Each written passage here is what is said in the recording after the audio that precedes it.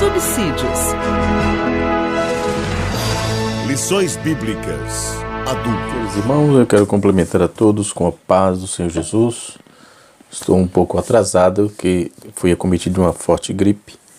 Hoje estou um pouco melhor, tá? Se tiver algum disparate aqui, perdoe-me antecipadamente. Glória a Deus. Quero externar minha gratidão a Deus pelos inscritos do canal Rascunho da IBD, que canal Rascunho da IBD tem a finalidade de comentar, ajudar nas elucidações da nossa revista, não é? Uma revista de fato muito simples, mas o assunto não é só o tema da revista. Sempre vamos mais além, temos assunto interessante. Esses assuntos de família de suma importância para a igreja. A igreja não vive sem família, nem a família é sem a igreja, não é? E nesta oportunidade estaremos comentando a lição de número 7, que tem como título geral a questão de Ruth, né? Vai nos apontar sobre Ruth, né? A Moabita, né? O relacionamento entre a nora e a sogra, né? É um assunto pertinente, não se fala muito nisso, não é? Alguém até faz piadinha, faz gracinha com o tema, com o nome sogra, mas o respeito, a consideração, ela é fundamental. Haja vista que você não respeitando a sua sogra, você terá problema com a sua esposa, não é? Porque a sua esposa só é porque sua sogra sua sogra é sua mãe, é mãe da sua esposa, então obviamente precisa de todo respeito e consideração. Mesmo na nossa cultura, se faz muito gracejo com sogras e etc. Para mim, minha sogra é uma benção. Eu quero aqui aproveitar e mandar uma saudação de paz à nossa irmã Elezenita, ali na cidade de Ibirataia, mas precisamente no povoado de Algodão, no distrito de Algodão, um distrito do município de Ibirataia, Bahia, não é? Quero glorificar a Deus pela vida dela. Sempre tem orado por nós. Todos os dias ela fala conosco, todos os dias. Acho que não tem uma sogra que fala tanto conosco como fala a minha sogra. É uma benção de Deus. Ela lembra sempre dos seus filhos, tem muito cuidado com isso. Deus abençoe a irmã Elezenita, tá certo? Isso posto, irmãos, nós vamos estar tratando da lição da classe dos adultos e nós estaremos comentando sobre esse relacionamento entre sogra e nora, não é? Usando aqui esses personagens Ruth, Noemi, Orfa, como um protótipo, como exemplo, né? Um bom exemplo. Quando vamos fazer a tratativa, nós vamos ver que sobre Ruth, né? Nós vamos, antes mesmo de entrar no assunto, fazer um esboço aqui, esboçar um pouco sobre essa questão do livro de Ruth, não é?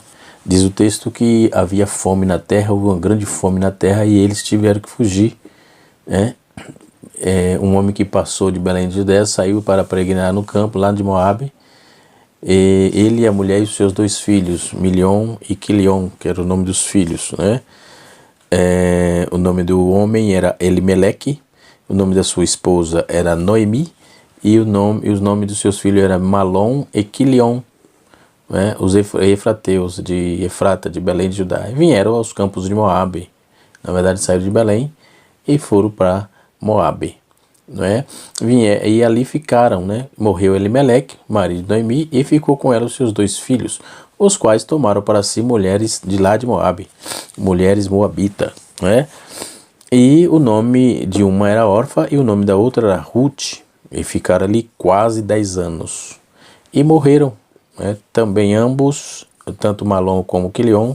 Ficou assim as 3 mulheres, a sogra e as 2 noras, né? No caso, Orfa e Ruth, né? E ficou assim essas mulheres desamparadas. Logo, a Noemi disse à sua sogra: volta para a casa de vocês, vai para a descendência de vocês, para o seu povo, e o Senhor use de benevolência para com vocês. Elas aceitaram a fé, no caso aqui, aceitaram o Deus de Noemi, e disse: tomai filhas minhas, ide-vos embora, já muito velho sou, não vou ter mais marido, ainda que eu dissesse, tenho esperança, ainda que a esta noite tivesse marido, ainda tivesse filhos. Espera-los-eis até que viesse a ser grandes. Então, deterveis por eles sem tardar, sem tomar marido. Não, filha minhas, mas amargo é para mim do que para vós, porquanto a mão do Senhor descarregou contra mim. Então se levantou a sua voz e tomara a chorar. E Orfa beijou a sua sogra, porém Ruth se apegou a ela. E nós conhecemos a história. Naqueles dias a Bíblia diz que tinha muita fome na terra, não só era fome, mas tinha muita desordem, né? Cada um fazia o que queria. Esses eventos que aconteceram lá no antes do estabelecimento da monarquia em Israel, e para isso eu quero recomendar um livraço, uma obra excepcional da CPAD, dentre outros, né? Mas esse aqui, para o nosso nicho, é muito interessante. Adquira esse livro, você vai aproveitar bastante, é muita coisa interessante, né? Tem outras histórias de Israel aqui, que está aqui atrás, que em outra oportunidade eu já indiquei, tá certo? E assim sucessivamente. Então, podemos observar que os juízes eram servos de Deus, que Deus estabeleceu, eles ensinavam a lei com a retidão de um tempo de degeneração política, então moral e espiritual. A história de Ruth, ela brilha como um holofote em uma era de escuridão na história de Israel. Moab estava localizado no leste do Mar Morto, os moabitas descendiam de Ló, devido à sua relação incestuosa, devido à sua relação incestuosa com a sua filha mais velha, né, que está registrado em Gênesis capítulo de número 19, verso 30 a 37, portanto, tinha ali um problema, e a fome em Israel se estendia até Belém, né, embora o seu nome significa casa de pão, Belém, né. Devido à fome, Elimeleque, cujo nome significa Deus é rei, viajou para Moab, sua esposa e seus 2 filhos. O nome de sua esposa e filhos também era carregado de significado. Por exemplo, Noemi significa agradável, doce, né, meiga. Ela se tornou amarga quando a tragédia abateu a sua família, não é? Claro, um negócio complicado. Mas a sua amargura foi revertida, conforme está no capítulo 4, né? Então os nomes dos seus filhos eram Malom e Quilion, que significa doentio e fracassado. Malom significa doentio e Quilion significa fracassado, respectivamente. A morte prematura desses 2 filhos em Moab mostrou que seus nomes eram apropriados, né? Em Ruth capítulo 1, versículo 2 e 5 aponta para isso. Diz o texto assim: o nome deles era o nome de Elimeleque, sua mulher, filho Noemi, Quilion, Malom. Versículo 5: e morreram também os ambos filhos, e que ficando assim essas mulheres desamparadas de seus 2 filhos e de seu marido, né? Está se referindo a Noemi, ok? O nome moabita Orfa tem o significado de pescoço. Então Orfa significa pescoço, um termo referente à beleza física naquela cultura, porque usava-se aqueles colares bem postados, bem agarrados no pescoço, né? Parecendo golas de blusas, né? E assim sucessivamente. Se você pega alguns livros daqueles dias, principalmente de reis e rainha, você vai ver alguns gráficos, né, que vai apontar para isso, algumas imagens, e vai apontar para isso, ok? E não só as imagens dizem, mas a escritura também fala, né? E diz o texto que Ruth, o nome da Ruth moabita quer dizer amizade, embora a lei de Moisés proibisse os homens de Israel se casarem com mulheres moabitas, excluía os moabitas da congregação de Israel por 10 gerações, conforme está escrito no capítulo 23, verso 1 e 4. Só que, por exemplo, o israelita não se converteu lá, elas que se converteram para cá. Essa é a diferença. Então, o nome Moab, né, relembra aí 2 incidentes desagradáveis: o nascimento de Moab, o problema de seus descendentes que causaram Israel durante a difícil jornada da terra prometida. Moab nasceu logo depois da destruição de Sodoma e Gomorra. Ló fugiu de Sodoma com sua família e trouxe o pecado da cidade consigo. Sua esposa desobedeceu às ordens de Deus e foi transformada em uma estátua de sal, não é? As filhas de Ló planejaram embriagar o pai para que ele lhe desse filho. Então uma delas deu à luz a Moabe, né? A outra era Amon, né? A outra Amon, e com o tempo seus descendentes cresceram e tornaram-se nações rivais que contendem com Israel até hoje. Observe que o problema lá atrás entre seu pai, entre filho, pai e filho, entre incesto, causou esse problema que até hoje existe, né? Está estabelecido. Então, cuide-se, o pecado não prescreve, se arrependa, peça perdão, quem confessa e deixa, alcança misericórdia, mas não deixe sem resolver, né? O Senhor, então essa primeira vez que aparece a menção do nome de Deus, a palavra Esed, por exemplo, que no hebraico significa benevolência, né? Então estava ali com benevolência. Vamos para a lição propriamente dita, já que dentro desse esboço que estamos tratando aqui, não é? Dentro desses significados interessantes, não é? Nós temos aqui no versículo 14, as respostas de Ofra a Ruth são um contraste. Ofra fez o esperado, retornou para sua casa, ainda assim Ruth fez o inesperado e ficou com a sua pobre sogra, mesmo que compreensível, né?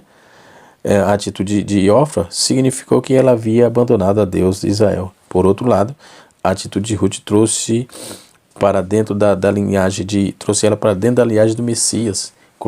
Hoje ela faz parte da linhagem messiânica. Observe que ela foi perseverante. Não, eu ficarei contigo, não irei. Onde tu ficares, ali ficarei eu. Onde tu pousares, ali pousarei eu. Né? O teu povo é o meu povo. Então o povo de Israel era povo de Deus. Então ela se tornou também salva em detrimento disso. Ela aceitou a fé do povo judeu. Não é? Então Noemi estava amarga. A palavra amarga que quer dizer Mara, né? Porque perderam o marido, e seus filhos, e atribuir-se aí as circunstâncias à disciplina de Deus, né? Nesse versículo, as respostas de Ofra, conforme já vimos, Noemi também tentou mais uma vez convencer Ruth a voltar para Moabe. A palavra usada para deuses é Elohim, né? Que se refere a deuses de Moabe. Aqui somos lembrados de que ir para Israel era ir para o único Deus, o único Senhor, era permanecer fora de Israel era ficar fora da aliança de Deus com o povo, né? Então a sua nora Noemi insistiram em retornar com ela. Em resposta, Noemi ressaltou que não poderia prover maridos para elas e expressou a preocupação com a felicidade delas. Seu amor por elas foi demonstrado pelo uso das palavras pessoais como minhas filhas ou minhas filhas minhas. Então ela expressou isso de uma forma sempre repetitiva, não é? Então ela estava tendo aquelas moças em bom, cuidando bem, né? E tinha como filho. Os conceitos aqui, que o texto de Noemi temporariamente, ela esqueceu-se do comportamento, do comprometimento leal e corajoso de Ruth e a ignorou. Ela queria que o seu nome refletisse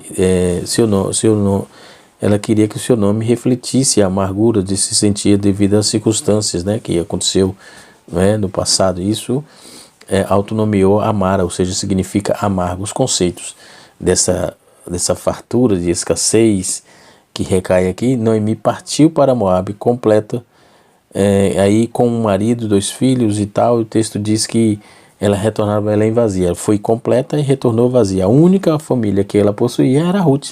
Sua pergunta é emocionada e exemplo de um paralelismo dentro do contexto judaico, ou hebraico no caso, um artifício que reforça aí e dá ênfase à emoção de Noemi.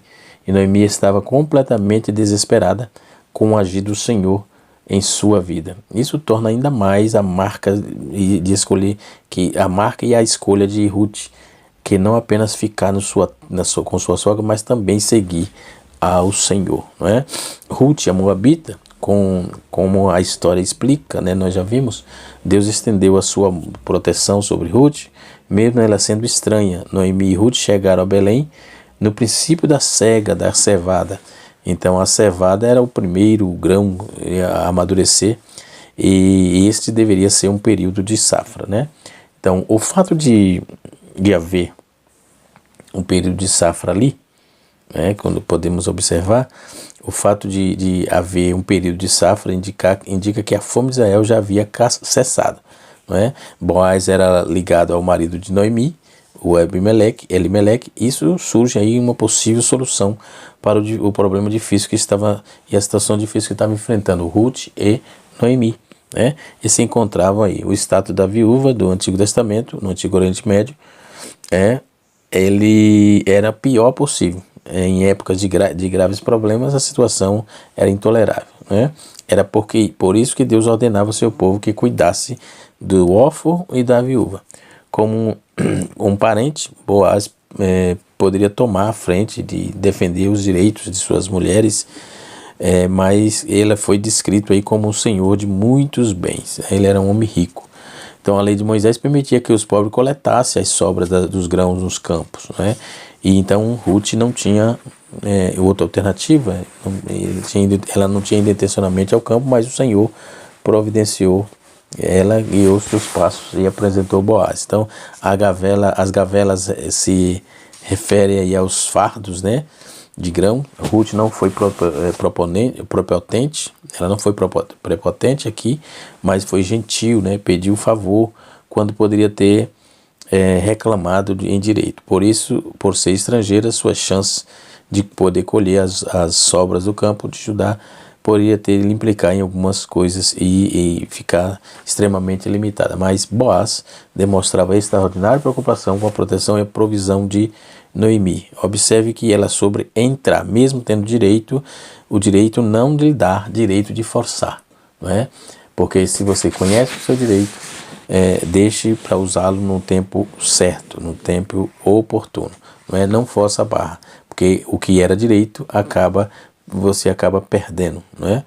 E assim sucessivamente. Então nós vamos observar dentro da lição aqui as características, né, econômicas da terra. Eu falei sobre escassez, que provocou fome de pão, escassez dentro de Belém, na casa de pão. O alimento básico da família que vivia era o grão da Judéia, estava escasso por causa do mau governo dos últimos juízes, né, e abandonaram o Senhor a cidade de Belém, onde Noemi seguiu com seu marido. Então Elimeleque, no lugar anteriormente, sofreu a sequidão também. Então depois disso vem a crise na família. A família no livro de Ruth constituída por Elimeleque e seus filhos, Malom e Quilion, como eu já disse, faleceram, né? Aí eles casaram com aquelas moças, mas enfim, faleceram naqueles dias. E superando as crises, como é que é isso? O segundo tópico da nossa lição aponta assim: superando as crises, Noemi decide voltar à sua terra. A viúva e suas duas noras moabitas, Orfa e Ruth, também viúvas, Noemi resolve voltar à sua terra na Judéia depois de 10 anos longe. Era mulher envelhecida e por isso resolveu liberar suas noras Orfa e Ruth para que se voltasse para suas famílias, ou seja, para a sua origem Moabe. Orfa aceitou a libertação de sua sogra, como eu já disse, consequentemente saiu da direção de Deus, né? Ela voltou para a sua família, mas Ruth resolveu ficar. Provavelmente Noemi pensou que Deus tivesse castigado todos os sofrimentos experimentados e não imaginava o plano divino em toda aquela circunstância, né? Deus não faz nada para brincar com ninguém. Deus é responsável, não é? Deus não é irresponsável. Deus é responsável. Se está na prova, se Deus colocou, não foi você que criou, fique tranquilo.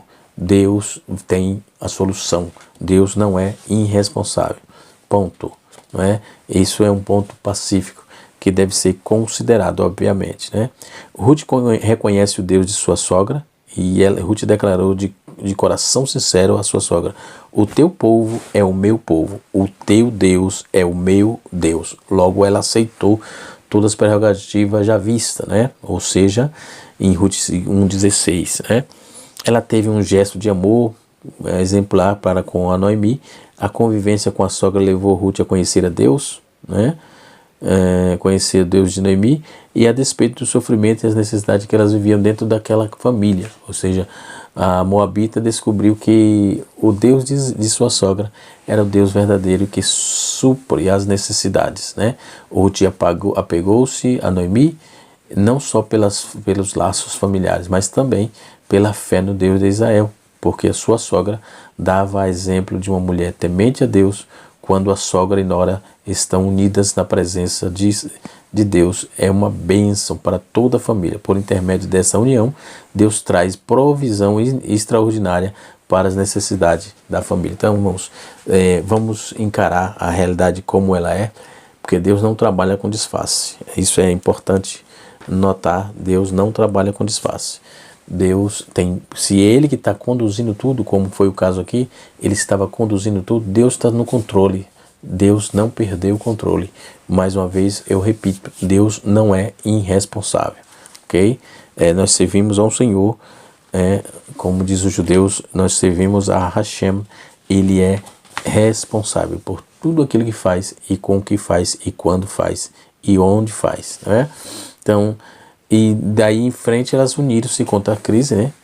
Toda a família pode passar por um período toda a família pode passar um período que não tem a perspectiva de mudança, de uma situação difícil, mas no caso de Noemi, às vezes a família parece chegar a um beco sem saída, né? Então, para a vida material, emocional e até mesmo espiritual, até certo ponto isso é natural, pois quando nós deparamos com determinadas crises, nossa visão tende a ficar embaçada e limitada. Entendendo aí, entretanto, a palavra de Deus, que diremos, pois, estas coisas, se Deus é por nós, quem será contra nós, ok? No tópico de número 3, nós temos fé e trabalho, né? Fé e trabalho, uma nova perspectiva, né? Então, a chegada na terra do pão, em Belém, né? A chegada das duas mulheres viúvas, a Judéia, mais especificamente em Belém, depois de 10 anos, causou alvoroço na cidade. Os antigos conhecidos de Noemi queriam saber o que havia acontecido com sua família.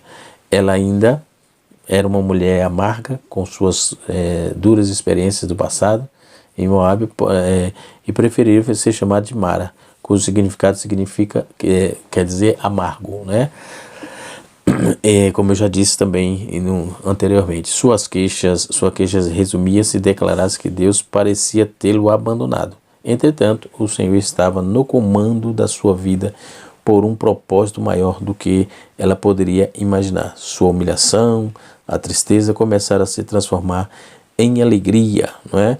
Assim, quando Noemi e Ruth aprenderam a viagem para a Judéia, havia uma nova esperança em seus corações. Ruth se tornaram uma mulher de fé, disposta a superar as crises de circunstâncias e de substância, confiando aí inteiramente no Deus da sua sogra. Então, a sogra agora não está juntas vivendo na fé. Agora elas estão juntas vivendo na fé, como a Bíblia diz, o justo viverá da fé. Então elas recuperaram a autoestima, conforme está escrito em Ruth capítulo 1, versículo 15 a 18, não é? Está aqui escrito, capítulo 1, versículo, deixa eu ver aqui, 15 a 18, tentou mais uma vez convencer a Ruth de voltar. Quando chegou aqui, então, usando a palavra dos deuses, Elohim, ela se referia a que somos lembrados de ir para Israel também para ir para o único Deus. Então, permanecer fora de Israel era permanecer longe de Deus. E ela não aceitou, não. A Ruth não aceitou, né? Em resposta linda e poética, Ruth fala assim, descreve a determinação de ficar com Noemi, com sua confirmação de que o Deus de Noemi seria o seu Deus, e em especial contundente, porque a sua afirmação de fé ao Senhor, o Deus de Israel, o fato de Ruth usar o nome divino Yahvé, é traduzido como o Senhor, em juramento que indica um comportamento com Deus vivo. Glória a Deus. Então, esse foi o comportamento de Noemi, de Ruth, ou melhor.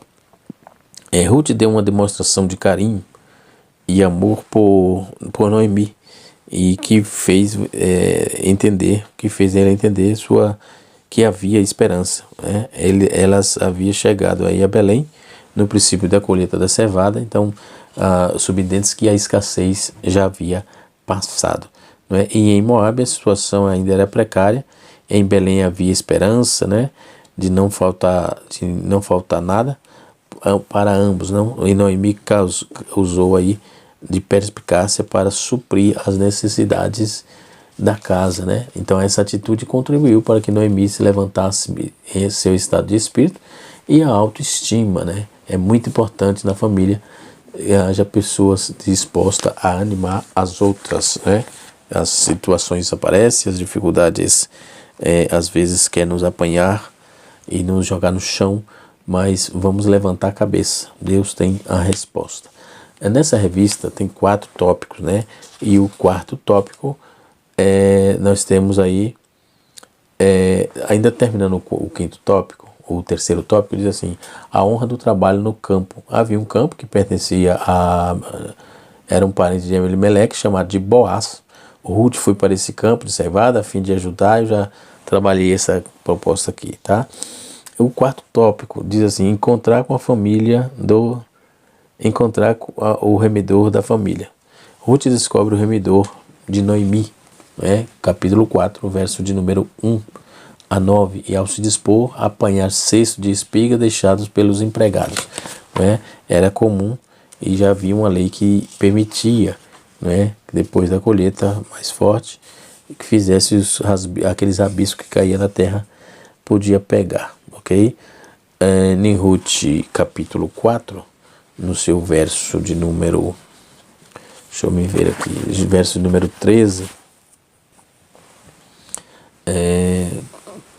Ruth 4, 13, nos diz assim, vamos ver: e o Senhor concebeu a Ruth o dom da maternidade. Filhos são herança do Senhor. Então ela teve filhos, né? Então, após casar-se com Boaz, ela deu à luz a um filho, o qual recebeu o nome de Obed, o pai de Jessé, e este o pai de Davi, e o grande rei de Israel. Observe de que linhagem que ela deu. Então Jesus se manifestou na terra, tornou-se conhecido como filho de Davi, formando os elos da linhagem do Messias, né? Então, noras e sogra, esse relacionamento entre nora e sogra tem muito a ver com o equilíbrio do relacionamento familiar.